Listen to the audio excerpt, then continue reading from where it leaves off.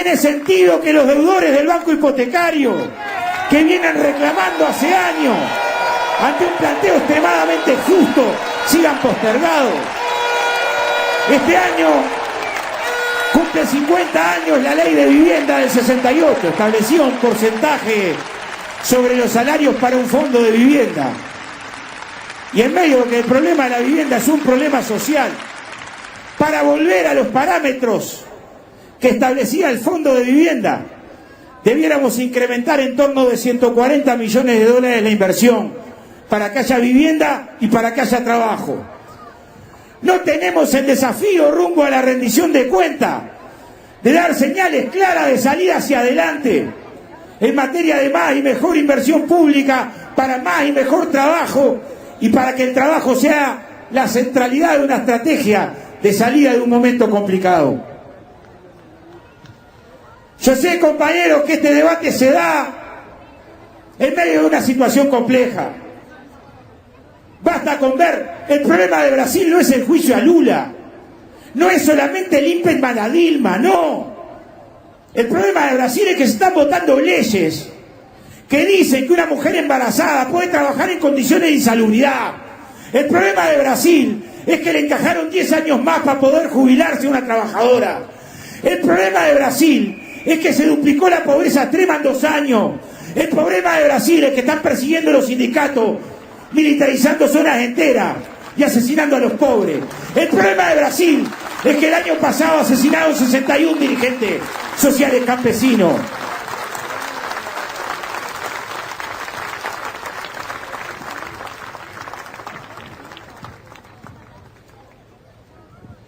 Los mismos que levantaron la mano para recortar derechos de seguridad social a los trabajadores en Brasil,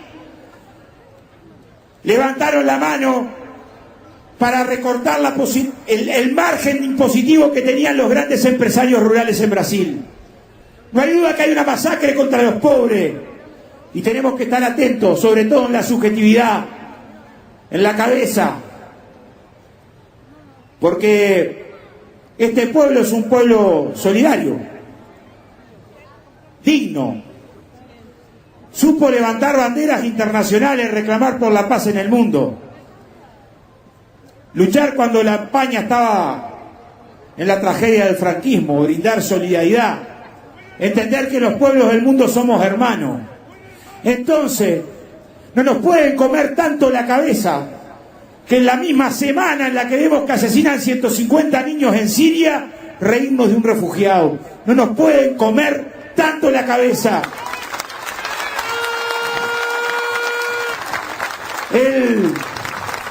Queremos avanzar en leyes que protejan el derecho al trabajo.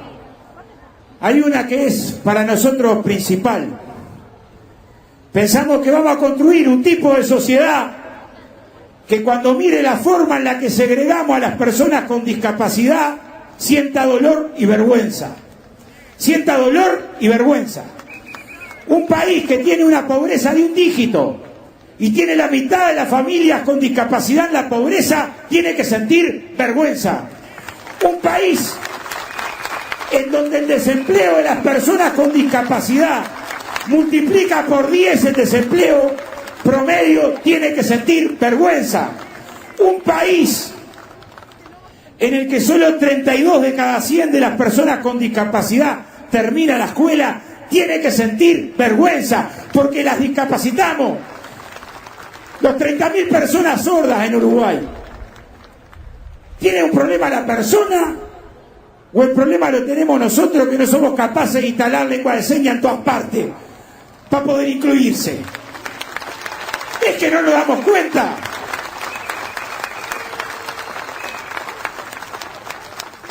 El año pasado, aún sin ley, en la construcción entraron 74 personas con discapacidad. En Nueva Palmira entró un compañero en silla de ruedas, le cocina a los demás. Milena es la primera compañera con síndrome de Down trabajando en Cerro Largo. Hay luchas que no son salario, que no son 2 mangos más. Pero es tan difícil para una cadena de supermercado atar una caja para que la muchacha en silla de ruedas llegue y trabaje. Es tan difícil, es tan complicado.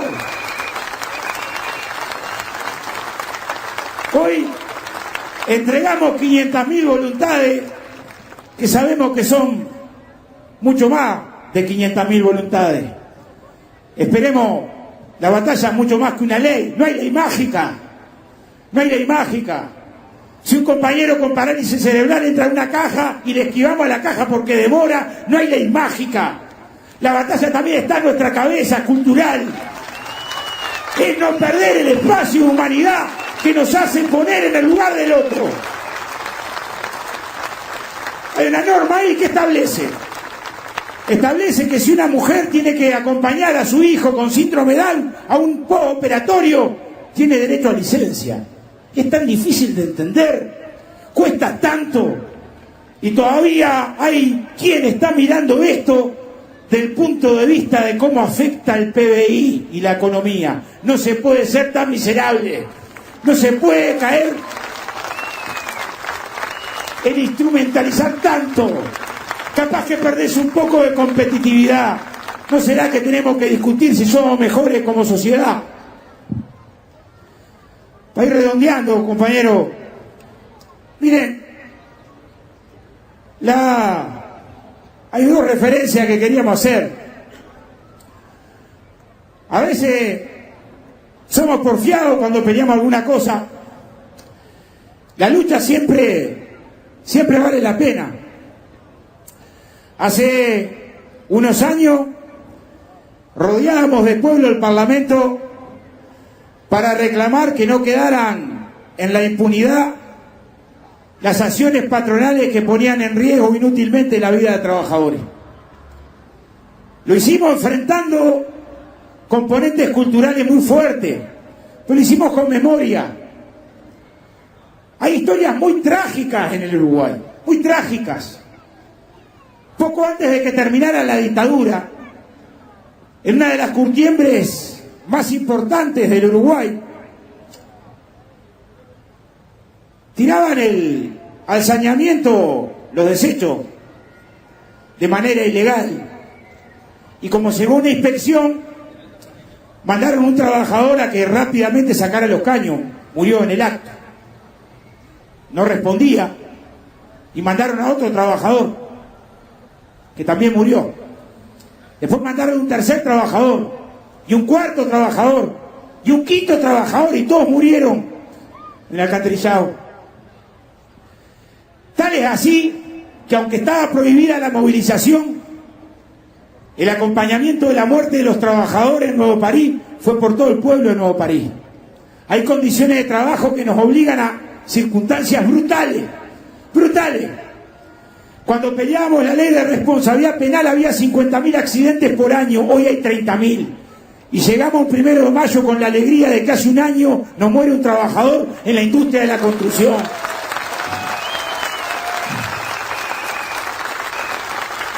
Hay muchas formas de violencia distintas. Cuando despiden a una trabajadora embarazada es violencia. Distintas.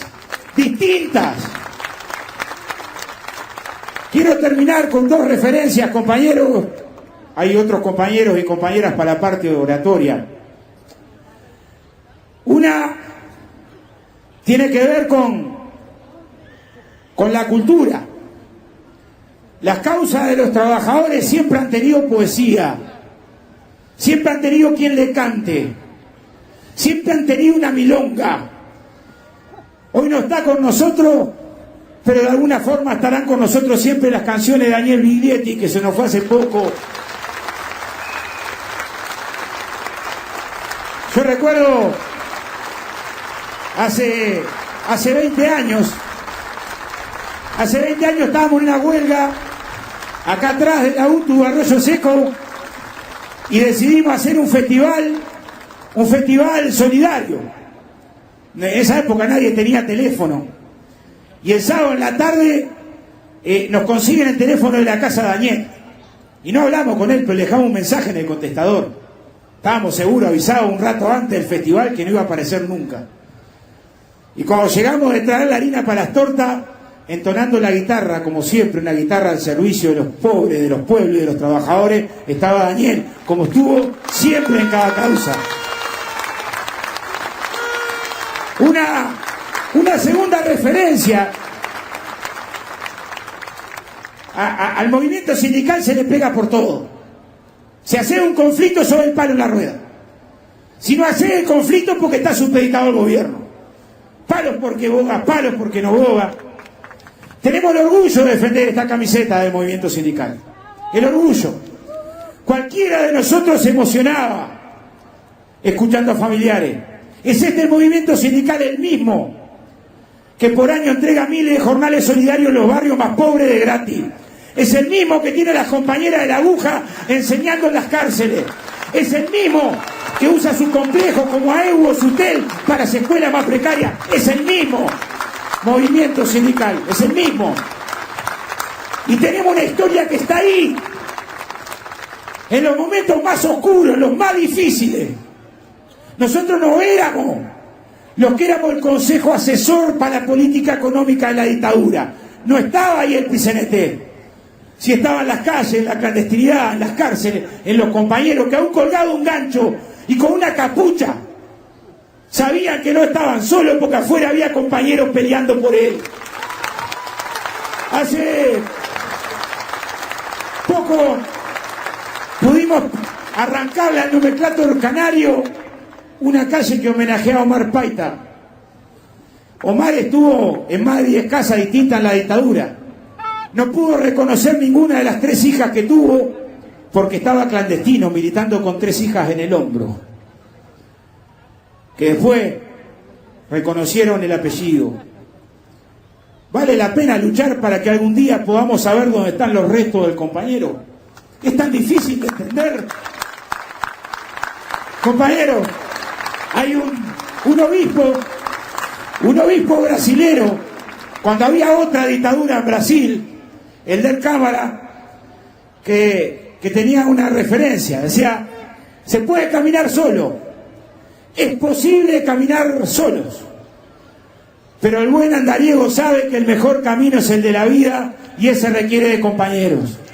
En defensa del agua y contra la ley de riego, en la discusión por una mejor rendición de cuentas, por defender las conquistas sociales, pero sobre todo porque vale la pena prender la vida a la lucha de los trabajadores. Que viva el PCNT, que viva el 1 de mayo. Unidad, solidaridad y lucha. Salud, compañeros.